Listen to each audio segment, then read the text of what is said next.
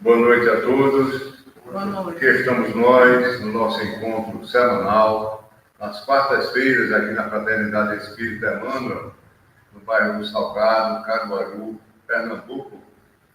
Sou o Seródio, trabalhador desta casa, saudando aos presentes, aos internautas que já nos acompanham e aqueles que no futuro irão acessar o nosso canal no YouTube. Compartilhe, se inscreva, dê o like. E aqui hoje, dando continuidade ao estudo do livro Boa Nova, nosso querido Chico Xavier, a psicografia do Espírito Humberto de Campos. Hoje é o capítulo 19, capítulo 19, Comunhão com Deus, de onde a nossa amiga e irmã Silmara Mello, que é trabalhadora da Fraternidade Espírita Bezerra de Menezes, co-irmã desta casa, e Silmara também é cria também do Emmanuel, e já desde pré-adolescente que já participava aqui do nosso grupo do teatro, da juventude, o TEC, Teatro Espírita de Caruaru, que era vinculado aqui ao Emmanuel. E Silmara, seja bem-vinda mais uma vez, receba o nosso abraço fraterno, todos nós que fazemos aqui o Emmanuel. E a por desordem, vamos ler uma mensagem do livro Caminho, Verdade e Vida, capítulo 84. Levantemo-nos, levantai-vos, vamos-nos daqui. Quem disse isso foi Jesus, está em João 14:31. Antes de retirar-se para as orações supremas no horto, falou Jesus aos discípulos longamente, esclarecendo o sentido profundo de sua exemplificação. Relacionando seus pensamentos sublimes, fez um formoso convite incerto no Evangelho de João. Levantai-vos, vamos-nos daqui. O apelo é altamente significativo. Ao toque de erguer-se, o homem do mundo costuma procurar o movimento das vitórias fáceis, atirando-se à luta sequioso de supremacia ou trocando de domicílio na expectativa de melhora efêmera. Com Jesus, entretanto, ocorreu o contrário. Levantou-se para ser dilacerado logo após pelo gesto de Judas. Distanciou-se do local em que se achava a fim de alcançar, pouco depois, a flagelação e a morte. Naturalmente partiu para o glorioso destino de reencontro com o Pai.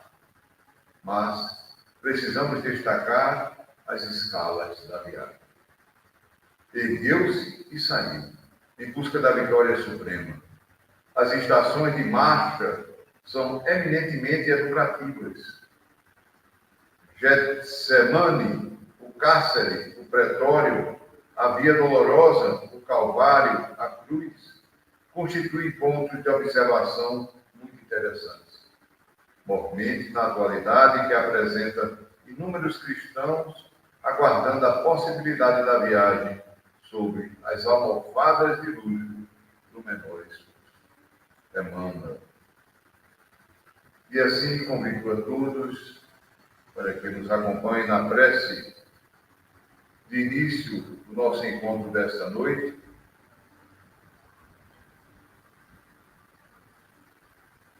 Ó Deus, Pai de amor e de infinita bondade. Divino amigo Jesus, amigo inseparável de todas as vidas. Jesus amado. Nesses instantes, Senhor, rogamos a Tua presença, onde estamos aqui unidos e reunidos em Teu nome.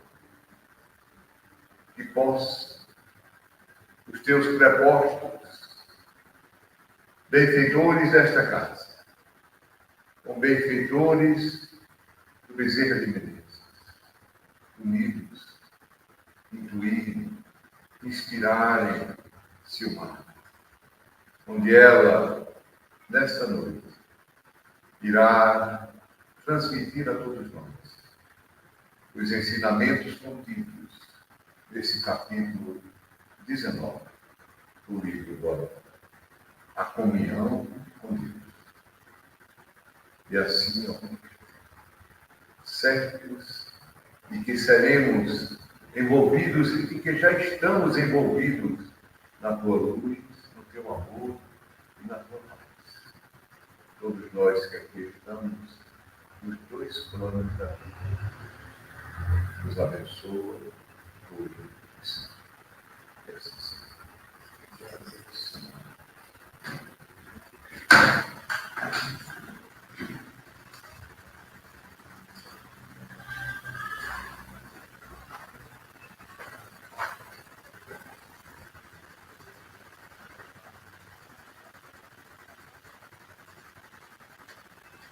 Boa noite a todos. Boa noite. É uma imensa alegria, mais uma vez, retornarmos a essa casa de amor, de fraternidade, rogando sempre a Jesus que nos envolva em suas bênçãos de luz, de paz, e que essa paz alcance a outros corações que aqui não puderam estar, e que irão nos acompanhar ao vivo ou posteriormente, pelo Instagram ou pelo YouTube. Deus abençoe a todos. Queridos irmãos, nesta noite nós vamos refletir um pouco sobre, como já foi dito, a comunhão com Deus. Iniciamos com uma pergunta: o que é comunhão com Deus? O que é estar em comunhão com Deus? Compreendemos que a comunhão com Deus, ela envolve uma relação de amor. Ela envolve uma relação de confiança. Ela envolve uma relação de gratidão, de entrega ao Criador. Ou seja, uma união, uma busca pela união íntima e profunda com a fonte de toda a vida, de todo amor.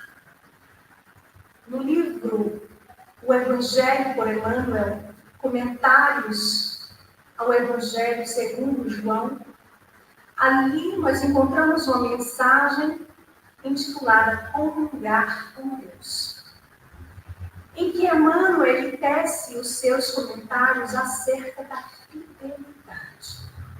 E ele nos diz assim: a fidelidade precede da comunhão verdadeira com a fonte de toda a sabedoria e misericórdia.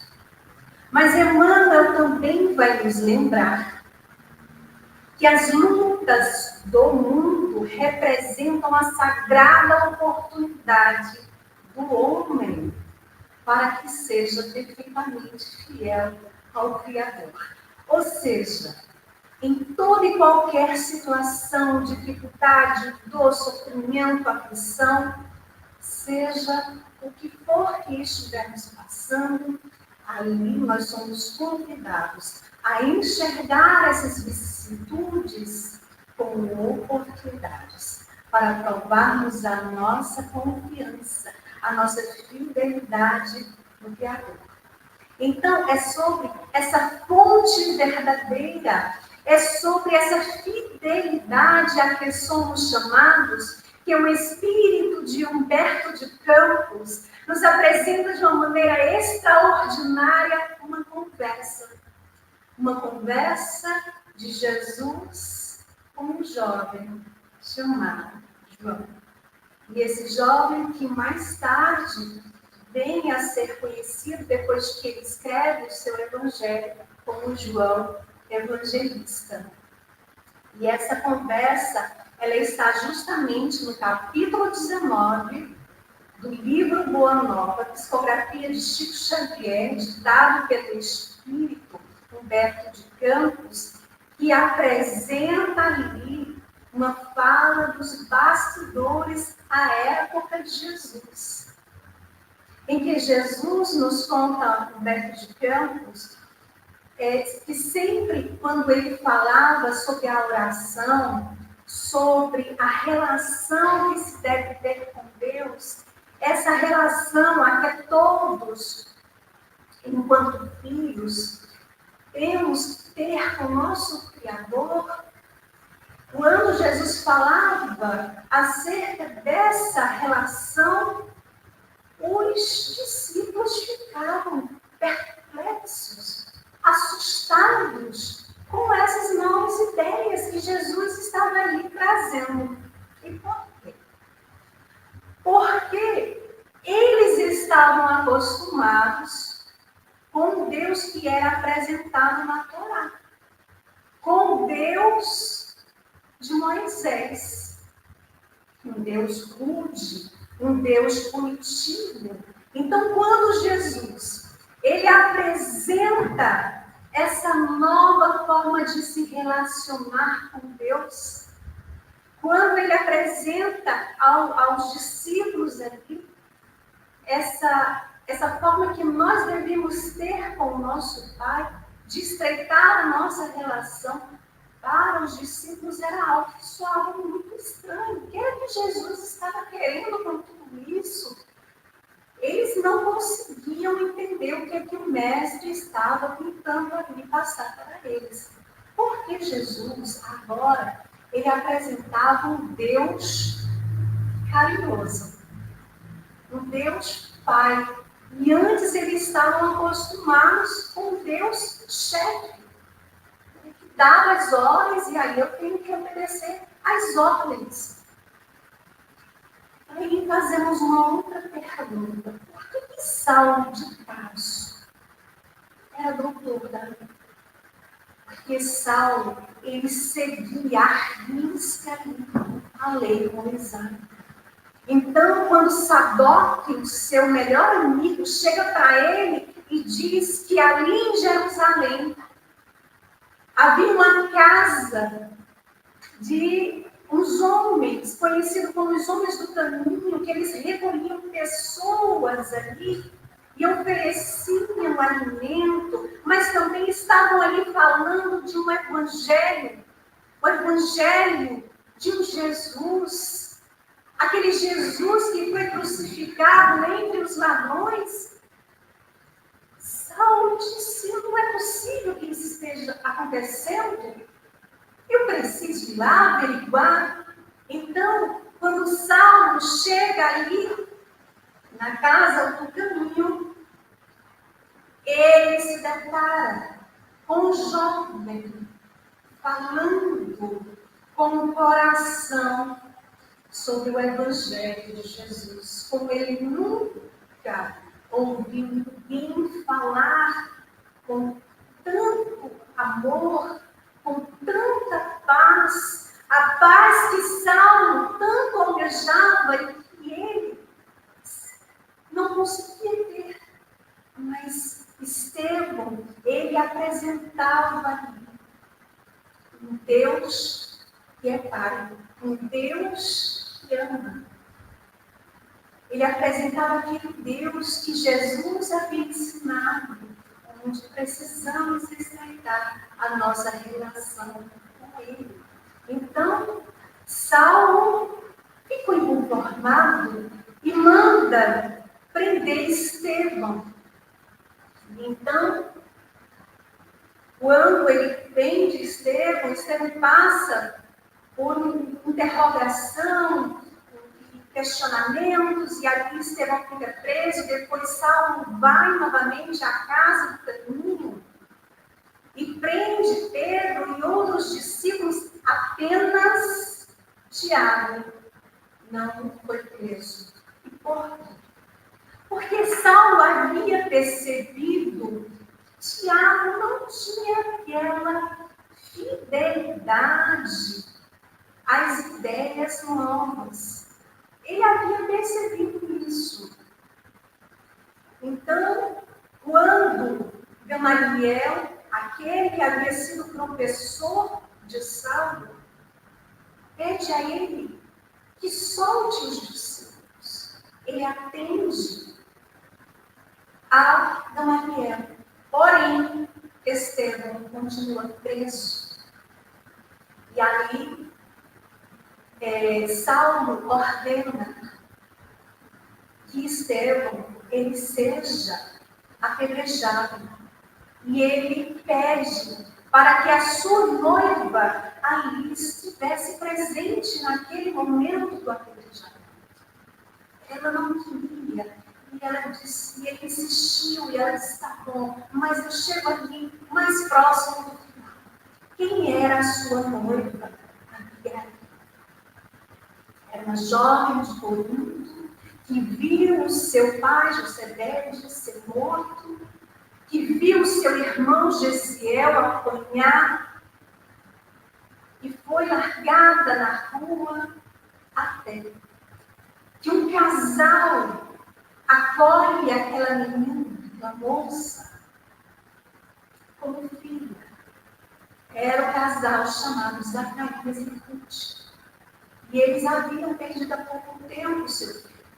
Então eles viajam, eles saem de Corinto e vão para Jope.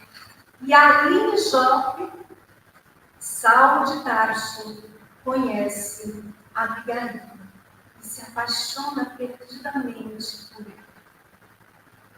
Ela por ele. Então, quando Abigail chega ali e vê que aquele jovem estava repleto ali de sangue, devido ao apedrejamento, e aí o que acontece? Ela olha para ele e reconhece o seu irmão. O seu irmão que ela desejava tanto encontrar. O seu irmão Gesiel que ela tinha pedido a Saulo para que ele encontrasse. Estava ali, prestes a morrer para o mundo físico. E ela diz a Saulo que era o seu irmão.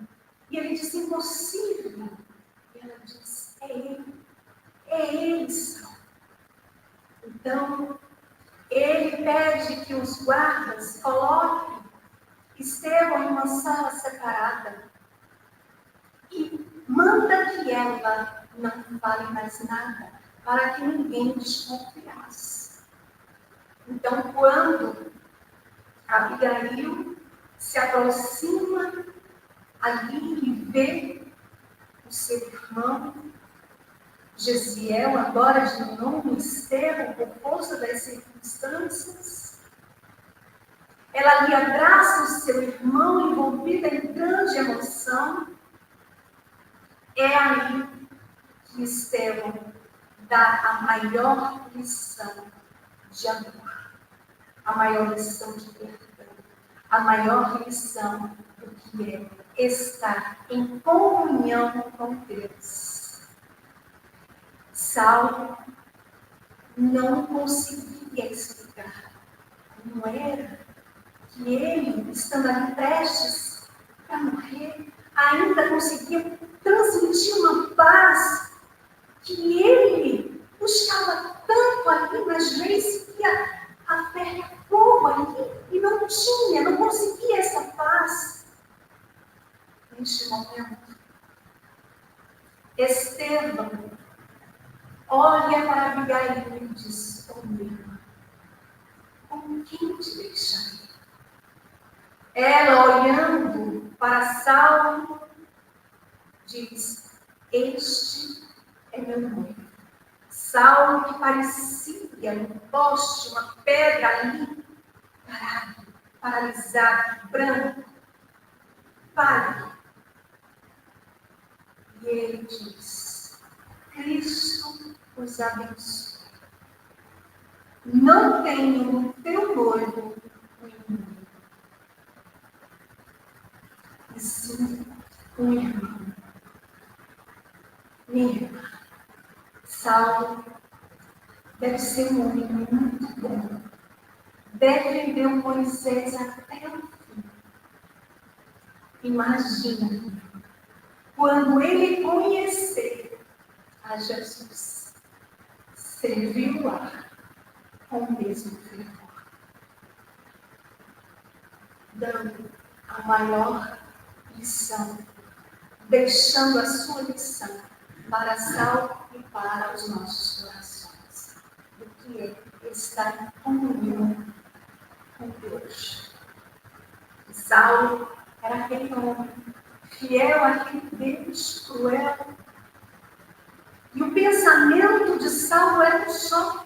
Ele tinha que acabar, ele tinha que eliminar, fosse quem fosse, que estivesse ali seguindo aquelas novas ideias de um Deus bom, de um Deus que ama, de um Deus que é Pai. Isso ele não conseguia admitir. Então Jesus, o nosso mestre, apresenta o Deus que é amor, que nos ama, que cuida de cada um de nós. Naquela época, para os discípulos, era algo muito difícil de entender. Como era possível levar essas ideias de Jesus ali para diante? Era impossível falar de um Deus amoroso. E aí ficamos refletindo, meus irmãos. Depois de mais de 2000 anos, há quem ainda fale, olha, cuidado, Deus castiga, Deus pune. Olha, cuidado, Deus não perdoa. Que isso? Não foi esse o Deus que Jesus nos ensinou e ensina? Na nomenclatura, Deus antes era chamado de Elohim, Senhor. Depois Adonai. E aí vem Jesus e diz Abba, que significa paizinho. Aqui no Nordeste a gente ia chamar de carinho. Esse carinho que Jesus apresentava para aqueles discípulos, para nós. E para eles era algo muito difícil. Então, como é que faz para ter essa comunhão com esse Pai tão carinhoso? Como é que faz para ter a comunhão com esse amor? Sim, porque Jesus deixou muito claro que Deus é amor e que devemos respeitar as nossas relações com Ele.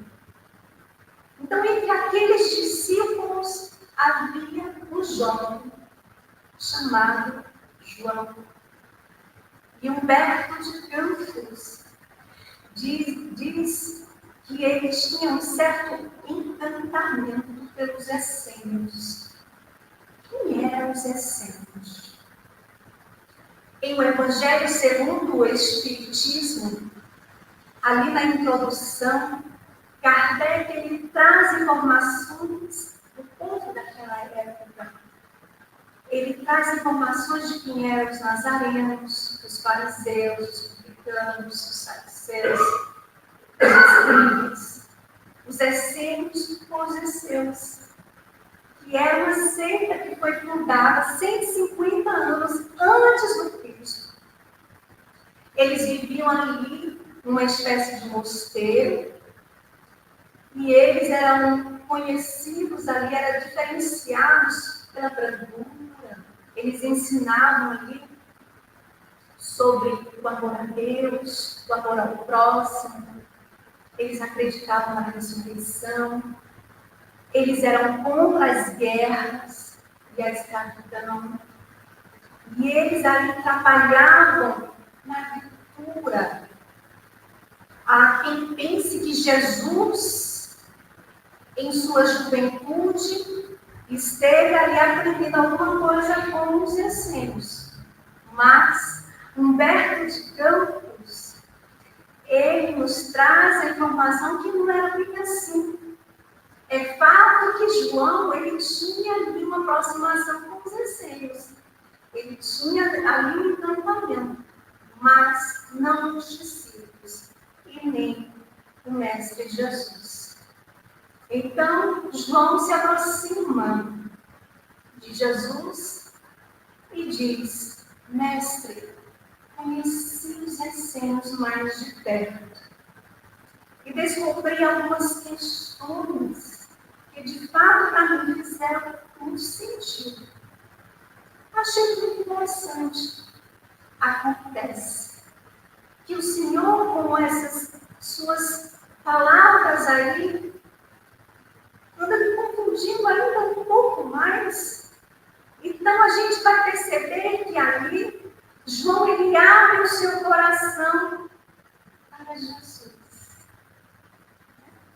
E diz: Mestre, tenho desejado sinceramente compreender os meus deveres atinentes à oração, mas sinto que minha alma está tomada, está cheia de certas hesitações.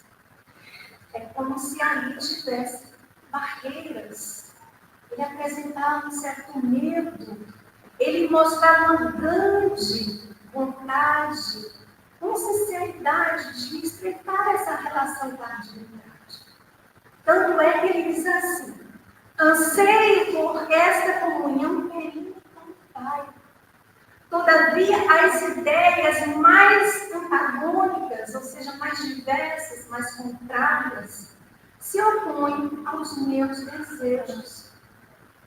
Então, ali, João vai falar para Jesus que havia se conversado com um amigo que estava ali estudando naquele grupo dos essênios. E que ele havia asseverado, havia dito a João: olha, João, você precisa compreender que toda a edificação espiritual, ela deve se processar em plano oculto. Então, o que era que João passava ali para Jesus? Olha, mestre, eu estou confuso. Eu estou com certo medo. Eu entendo esse Deus aí que o Senhor está apresentando. Mas acontece que eu aprendi a lei de Moisés, e na lei de Moisés não é bem assim. E o que era que acontecia? Moisés, ele fazia um intercâmbio da relação dos homens com Deus. Então, certo dia, o seu sogro, ele chega e vê ali Moisés atendendo em uma tenda, na tenda chamada Aliança. Ele está ali sentado, vai se aproximando, as pessoas vai ali fazendo seus pedidos, ele vai dando a resposta, as pessoas vão saindo, o seu sogro acha muito estranho, diz: Moisés, o que é isso? Toda tarde eu percebo que chega aí muitas pessoas procurando você. E Moisés, é porque eles acreditam em mim, eles confiam em mim a resolução de seus problemas. Eles confiam em mim o contato com Deus. E aí o seu sogro, chamado Jetro, era um pastor, e ele disse: não, mas você está errado. Por que você não faz muitos grupos e dentro desses grupos você coloca um ou dois representantes? E aí, esses representantes, eles vão atender essas pessoas, problemas pequenos, por exemplo, e aí você fica com os problemas maiores. Então, era assim que acontecia. A pessoa queria resolver alguma questão, ia até esse alguém dizia o que a pessoa tinha que fazer. Quando não dava certo, aí esse alguém, esse representante, ia até o monte da presença de Deus E ali ele trazia as respostas. É assim que acontecia. Era uma dependência enorme. E aí vem o nosso querido Jesus e diz assim, não precisa nada disso. Porque Deus está em toda parte. E nós podemos falar diretamente com Ele. Então, para João, coitado, era uma coisa assim, não acredito. Como é que pode? Será que isso realmente é possível? Isso estava um nó na cabeça de João. Então, Jesus estava falando ali dos essênios. E ali, João diz assim, mas suas observações, mestre, me confundiam ainda mais. Como é que eu poderei compreender isso? Eu devo ocultar, ou seja, eu devo esconder? Então, João estava ali muito ansioso, muito inquieto, e Jesus percebeu o que passava ali no coração de João. Ele sabia daquela inquietação dele e diz assim, João, todas as dúvidas que te assaltam se verificam pelo motivo de não haveres compreendido até agora. Que cada criatura tem um santuário próprio espírito em que a sabedoria e o amor de Deus se manifestam por intermédio das vozes da consciência. Então, o que Jesus estava ali dizendo? João, acalma, aquieta o teu coração, estás ansioso por falta de compreensão. E quantas vezes nós estamos ansiosos, inquietos, com coisas para resolver, com assuntos difíceis. E a gente fica ali angustiado para resolver, quer resolver para muito tempo. E Jesus vem e diz, estás ansioso por falta de compreensão. E não tenhamos dúvida, porque Kardec deixa muito claro em O Evangelho segundo o Espiritismo, ali no capítulo 2, item 7, que o Espiritismo ele dilata o pensamento, nos apresentando novos horizontes. Significa dizer que à medida que nós buscamos o conhecimento, ampliamos a nossa maneira de enxergar, inclusive as situações difíceis, compreendendo que na realidade não tem nada fora do lugar, está tudo certo, porque nós estamos no mundo de provas e expiações, está tudo certo. Então, aquietai os corações, acerena. Então, Jesus diz a João, olha, João, no íntimo de todas as criaturas, no íntimo de cada um de nós, existe um santuário, existe um templo sagrado onde podemos encontrar Deus. E Ele, o nosso Pai, se manifesta com a sua sabedoria e o seu imenso amor, por intermédio de nossa consciência. Olha que coisa mais linda! Jesus vem nos lembrar que as leis divinas, que as leis de Deus estão em nossa consciência, que estão no livro de dos Espíritos 621. E se trazemos em nossa consciência as leis divinas, as leis de Deus, que necessidade há de nos ser revelado? E essa resposta é justamente na próxima questão, 621A. Quando os benfeitores, eles deixam muito claro ao dizer que Deus quis que fosse lembrado. Porque esquecemos, porque desprezamos, mas Jesus veio trazer o seu Evangelho para lembrar-nos.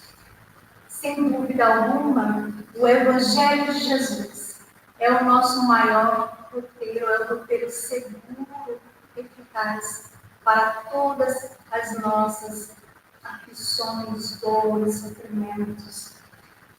O Evangelho de Jesus é, sem dúvida, o nosso mapa no Google de nossa consciência. E detalhe, o Wi-Fi é de última geração, a ligação é direta, o sinal não cai. Então, recorramos a essas leis que estão em nossa consciência. Então, Jesus, sabendo o que se passava ali no coração de João, sabendo que ele não poderia alcançar de forma profunda as reflexões, ele diz: os essênios levam muito longe até o lado do corpo, pois antes de tudo precisamos considerar que a verdade e o bem devem ser patrimônio de toda a humanidade em comum. Então, Jesus está dizendo assim, olha, de fato, os essênios é um grupo de pessoas boas. No entanto, eles estão ali exagerando, desnecessário, eles estão levando ao extremo a relação de colocar tudo no ocultismo, de silenciar um trabalho tão importante. Porque tudo que é bom, tudo que é verdadeiro deve e precisa ser compartilhado. Deus quer que seja compartilhado. Então, Jesus apresentava às pessoas de sua época um Deus de sabedoria, um Deus que nos criou. E qual é a primeira pergunta que encontramos em O Livro dos Espíritos? Quem é Deus? Não é quem é Deus, alguém. Não é porque é Deus alguma coisa, é que é Deus. E os Espíritos respondem: inteligência suprema, causa primária ou primeira de todas as coisas. Deus nos conhece, como nos lembra o Salmo de Davi. Ele nos sonda, de longe ele percebe os nossos pensamentos e ele cuida de cada um de nós amorosamente. Ou seja, aquietemos os nossos corações, seremos aquilo que está aqui dentro. Era isso que ele passava ali para aquele jovem João. Então, Jesus nos convida a refletir que, para compreendermos melhor as lições do Evangelho, nós precisamos nos colocar em um novo modo de pensar. Nós precisamos nos colocar em comunhão com Deus, o nosso Pai. E para isso, nós não precisamos de diplomas, nós não precisamos de certificados, de títulos. O que é que nós precisamos? De vontade. Nós precisamos de vontade sincera, nós precisamos de fé, nós precisamos de fé humana, que é a fé que trazemos em nós. A fé que é a vontade de querer e a certeza de que essa vontade pode obter satisfação. Assim nos lembra o Espírito Protetor no capítulo 19 de O Evangelho segundo o Espiritismo. Então, às vezes, a gente percebe assim, eu quero, mas não quero, e fica ali naquele morro, né? Eu fico, eu quero, mas não tem a atitude, não tem a ação. Jesus nos convida a termos a ação. E ele continua e diz assim a João: no entanto, o que é indispensável é saber dar a cada criatura de acordo com as suas necessidades. E nesse ponto, estão muito certos quanto ao zelo que os caracteriza. Jesus aqui está se referindo aos essênios. E ele diz assim: olha, João, não tenha dúvida que tudo que é bom, tudo que é verdadeiro, deve sim ser compartilhado, mas é preciso compreender as necessidades de cada um. Então, os essênios têm as suas necessidades. E ele afirma dizendo, os ungüentos, ou seja, o emplasto, a pomada, reservados a um período, não se ofertam ao faminto que precisa de pão. Então, se a pessoa ela tem o desejo de receber o pão espiritual em uma outra religião, se ela tem o desejo de receber ali um ungüento, um bálsamo em outra religião, tem algum problema? Claro que não, está tudo bem, está tudo certo. Sabe por quê? Porque nós aprendemos que a doutrina espírita não faz proselitismo. A doutrina espírita não está preocupada com milhões de seguidores, com compartilhamentos, com likes, com curtidas. Nós é que nos preocupamos com essas bobagens. Você está vendo fulano, não curtiu o que eu compartilhei. Você acredita que ele só compartilha as coisas dele? Não me ajuda a ele a compartilhar? A gente ainda fica nessa bobagem. Mas a finalidade, o objetivo da doutrina espírita qual é? A formação do homem de bem. Um dia, uma mulher procurou Chico Xavier no grupo espírita da Prece. E disse, Chico, eu queria falar com você, é um assunto muito sério. E eu fico sem saber até como começar essas coisas, não. É sobre o meu marido. Ele tem um defeito muito grande. Olha, Chico, ele é uma boa pessoa. Chico, ele é um bom chefe, é um bom pai, é um bom filho. Ele ajuda pessoas, ele faz caridade. Chico já fala para mim, mas que perfeição tem. E ela disse, Chico, ele é um bom marido. Na realidade, ele é um excelente marido. Eu muito carinhoso, mas eu não vou entrar muito em detalhe. Pode ser que alguém escute que quando vejo. Mas, Chico, eu vou lhe dizer, esse defeito dele não dá. Se acredita, Chico, que ele não é espírita, e Chico disse muito. Mas se ele é tudo isso que você está dizendo, ele não precisa ser espírita de jeito nenhum. Já está bom demais.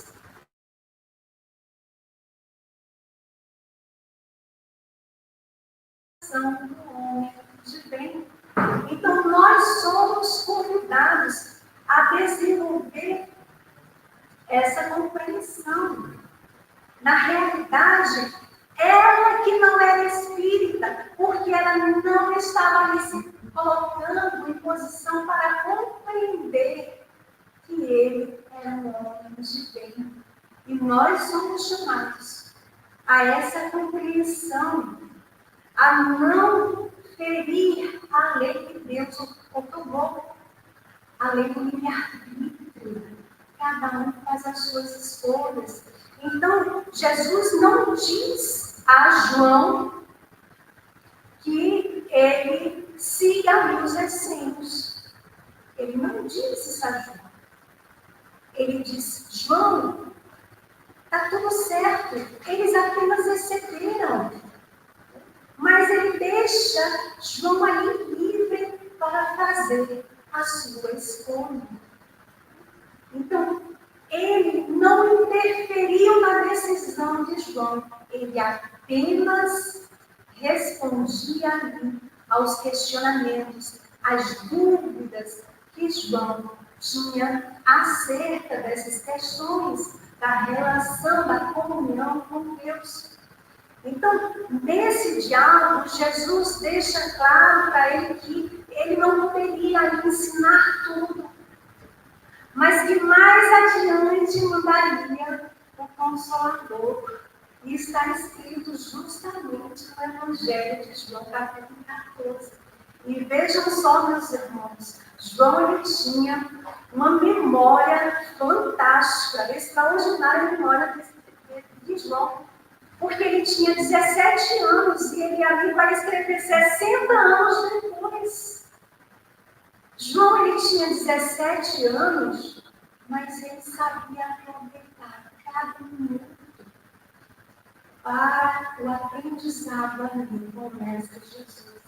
Jesus também vai entrar, vai recomendar que orássemos no íntimo, no segredo de nosso íntimo, no silêncio de nossas esperanças, inclusive está registrado no Evangelho de Mateus, capítulo 6, versículo 6. Mas, quando orares, entra pelo aposento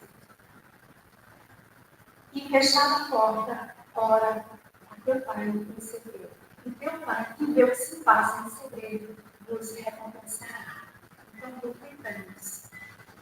Vamos vendo nesse diálogo que João estava bastante ali ansioso e não conseguia compreender ali. Só que Jesus deixa muito claro para ele que ele precisava explicar esses laços com a divindade, deixando claro para João e para cada um de nós o seu tempo. Cada um temos o nosso tempo, a nossa maneira de construir um altar em nosso íntimo, em nosso coração. Jesus lembra a Pedro, a João e a nós, ele afirma dizendo assim, que a prece é o luminoso caminho entre o coração humano e o Pai da divina bondade. Então, João pergunta, mas Senhor, eu devo louvar ou suplicar? Como que é essa oração? E o que é que nos dizem os benfeitores na questão 659? Quando Kardec pergunta qual é o caráter da prece. E aí vejamos que Kardec tinha as mesmas dúvidas que João apresentava. E ele ali, sabiamente inspirado, também colocou essa questão, porque sabia que nós também íamos ter essa dúvida. E o que é que os benfeitores respondem? A prece é um ato de adoração. Orar a Deus é pensar nele, é se aproximar dele, é entrar em comunicação com ele. Pela prece nós podemos louvar, pedir e agradecer. Nós ainda estamos mais pedindo, menos agradecendo. Louvando quase nunca. Jesus diz assim, por prece devemos interpretar de relação entre o homem e Deus, pensar nele, se aproximar dele. Como é que a gente pode se aproximar de Deus, estreitar essa relação? Quando a gente se coloca no trabalho do bem, quando a gente se coloca em oração pelo próximo, em oração para aqueles que nos perseguem, nos caluniam, quando a gente se esforça para se aproximar do outro, nós estamos em comunhão com Deus. Então, Jesus vai ali respondendo as dúvidas de João e falando aos nossos corações sobre a importância de sermos observadores da lealdade de nosso Pai. Quando João, ele então pergunta, ele pede a Jesus que na primeira oportunidade ali, ele pudesse ensinar, pudesse mostrar como ele poderia entender que Deus está em nós. E aí, Humberto de Campos, ele narra que no dia seguinte, quando eles estavam indo para Jericó, a pé, uma paisagem árida, muito pobre. Havia ali um lavrador que estava cavando um poço à beira do caminho. E aí Jesus, que não perdia uma oportunidade para ensinar, ele pergunta: amigo, o que fazes? E o homem responde: busco a água que nos falta. Jesus entrou a pergunta: a chuva é tão escassa nessas paragens? O homem diz: sim. Nas proximidades de Jericó, ultimamente, a chuva se vem tornando uma verdadeira graça de Deus. E o homem continua trabalhando. E aí Jesus olha para João e diz: observa, João, que este homem compreende que sem a chuva não haveria mananciais na terra, mas não para em seu esforço. Este trabalhador representa um cristão ativo. É esse convite que Jesus faz aos nossos corações, de estarmos ativos no nosso dia a dia, de colocar ali mais ação, mais amor. E aqui é importante nós refletirmos, é um diálogo extraordinário. Lembrando que está esse diálogo no livro Boa Nova, capítulo 19. E vale a pena ler todo, estudar, sempre é uma obra extraordinária. Então, aqui é importante nós voltarmos ali à pergunta do início. O que ele está em comunhão com Deus? E aqui, para nós fecharmos as nossas reflexões, nós levantamos aqui 3 pontos. Primeiro, oração e meditação. É estar em comunhão com Deus. A prece e a meditação sincera e profunda estabelece ali um diálogo interior com o Criador. Então, nos colocar em prece, nos colocar em meditação, é estar em comunhão com Deus. Segundo ponto, vivenciar os ensinos do Evangelho de Jesus. É estar em comunhão com Deus. Quando eu me coloco no exercício diário de colocar mais amor no meu trabalho, quando eu coloco no exercício diário de exercitar a paciência em casa, a paciência no trânsito, eu estou me colocando em comunhão com Deus. Quando eu me coloco no exercício da tolerância, da compreensão, de entender que o outro ainda está na sua limitação quando algo ali foge daquilo que nós estamos estudando e levemos cada um no seu tempo. É importante que nos coloquemos nesse exercício da compreensão, de aceitar os outros exatamente como são. Uma vez perguntaram a Chico: Chico, como você vê o mundo? Aí eu vejo o mundo como ele é. E como você vê as pessoas? Aí eu vejo as pessoas como elas são. E como é que você se vê, Chico? Aí eu continuo mesmo. Exercitando essa comunhão com Deus. Chico, ele é e é esse exemplo para nós. Terceiro ponto é estar na busca pela evolução moral e espiritual.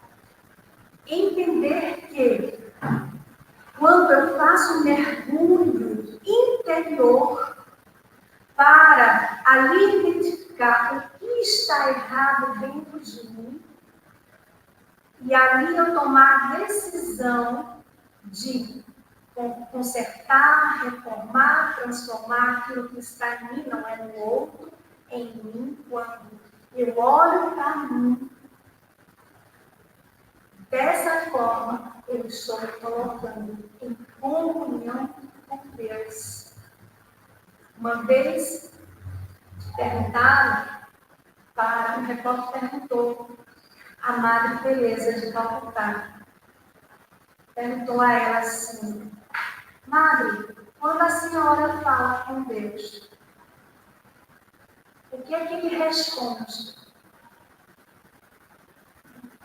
Quando a senhora fala com Deus, o que a senhora pede? Ela disse: nada, eu só escuto. E ele? Quando a senhora fala então, com ele, o que ele lhe responde? Nada. Ele também só escuta. Então, é essa relação de comunicação interior. É um grande exemplo de caridade, de amor ao próximo. E é essa comunhão que Jesus convida a cada um de nós, de estarmos unidos em pensamento, na oração, em prol dos necessitados, de nos colocarmos no exercício da caridade, mas não só na caridade material, que é muito importante, mas sobretudo na caridade moral, como Jesus a entendia, benevolência para com todos, indulgência para com as imperfeições alheias, perdão das ofensas. Então, quando a gente faz esse esforço, a gente está ali, nos colocando em comunhão com Deus. E como dissemos no início, estar em comunhão com Deus envolve uma relação de amor, envolve uma relação de confiança, de gratidão e de entrega ao Criador. Que Deus, o nosso Pai, abençoe a cada um. Que possamos retornar para os nossos lares envolvidos em muita paz. Gratidão pela oportunidade de mais uma vez estarmos aqui. Deixamos os abraços fraternos de nossos irmãos da Fraternidade Espírita Bezerra de Muniz. Gratidão a todos.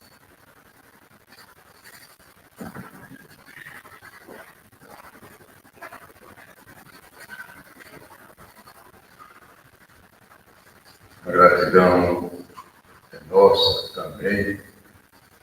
E você, mais uma vez, Simara, da maneira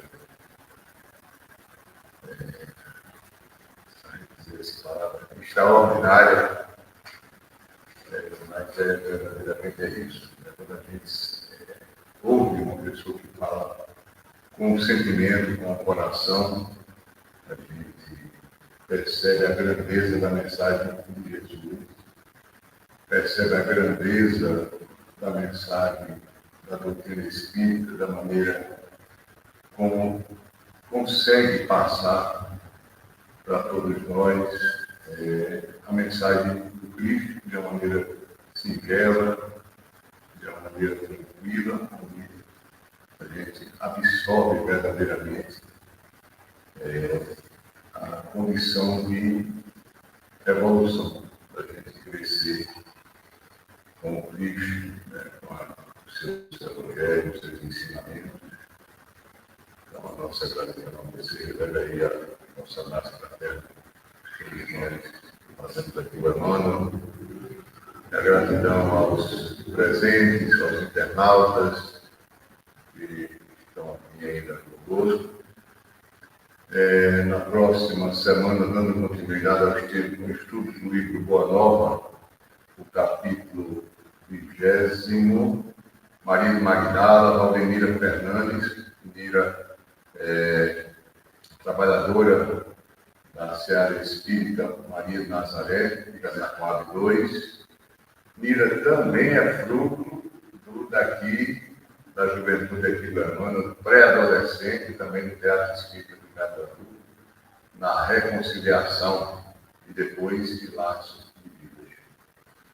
E falando em teatro, nós estamos aí agora já bem próximo da realização aqui em nossa cidade da peça espírita, peça teatro, um olhar, uma mulher, um olhar Abigail, Paulo e Estevam. Como a Silmara hoje aqui, ela foi muito feliz dentro dessa comunhão com Deus, né, de trazer ali Abigail, Saulo e Estevão, né, que era seu irmão Gesiel. E realmente assim são cenas, né, que a gente, quando a gente fala, quando a gente ouve, se emociona, quando a gente fala, a emoção vem realmente dentro da gente. Tudo isso está contido aqui nesse livro. Paulo e Estevão, psicografia do nosso querido Chico, e ditado de uma maneira extraordinária pelo seu mentor espiritual Emmanuel, que nos traz esse belíssimo romance dessa trajetória e dessa conversão de Saulo para Paulo. E aí convido a todos que realmente vale a pena ler essa obra. E essa peça, ela é exatamente adaptada dessa obra. Vai trazer aqui para todos nós, no sábado e domingo. No sábado, às 8 horas, no Teatro do Sesc. Ao domingo, às 18 horas. E vai conseguir levar, realmente, do jeito que aqui a gente só ouvindo a mensagem, a gente se emociona. Quanto mais a gente vendo as cenas lá desse grupo teatral da produtora Rama Cria de São Paulo. São 7 atores que estarão no palco, e aí é um convite realmente a ser uma oportunidade, e a gente não sabe quando é que vai ter novamente, né? E a Emmanuel, no livro Consolador, ele nos diz que a maior caridade que fazemos à doutrina espírita é a sua divulgação. E a arte cênica, ela é uma divulgação assim, de uma maneira tão contundente, porque você está vendo, você está acompanhando as cenas, o desenrolar, além, logicamente, do texto, mas na memória das pessoas. E quantas pessoas que hoje labutam aí, frequentam as casas espíritas, ou independente disso, mas que têm um despertar de consciência, exatamente assistindo um trabalho como esse, independente de religião. Então, o convite está aberto aí a todos. Os ingressos estão à venda a partir de hoje, inclusive, no Simpla, à venda online, no sábado. Amanhã esperamos colocar no Simpla também os ingressos no domingo, mas tem uma taxinha lá de 10% que o Simpla cobra, mas pode-se dividir até no cartão em 12 vezes. E também aqui na nossa casa, como na Banca Terceiro Mundo, ali na Rua da Matriz, em frente à Catedral, com a banca do Ramiro. E Ramiro tem também esse trabalho extraordinário de sempre acolher a cultura da nossa cidade. Banca Terceiro Mundo, banca lá do Ramiro. Tá certo? Então, está aí o preço, está um preço que hoje, na realidade, até para o McDonald's, talvez até gaste muito mais. R$40 uma promoção meia para todos. E vale a pena mesmo. E já está na reta final e ainda resta alguns ingressos. Então, acredito que só vamos agradecer. Na próxima quarta, Valdemiro Fernandes, capítulo 20 do livro Boa Nova, Maria de Magdala. Aqui às 19h30. Convidamos também a todos a estarem aqui conosco. E para fazer a prece de agradecimento, vamos convidar o nosso irmão Soares, José Soares, que é o atual dirigente da Fraternidade Bezerra. Por favor.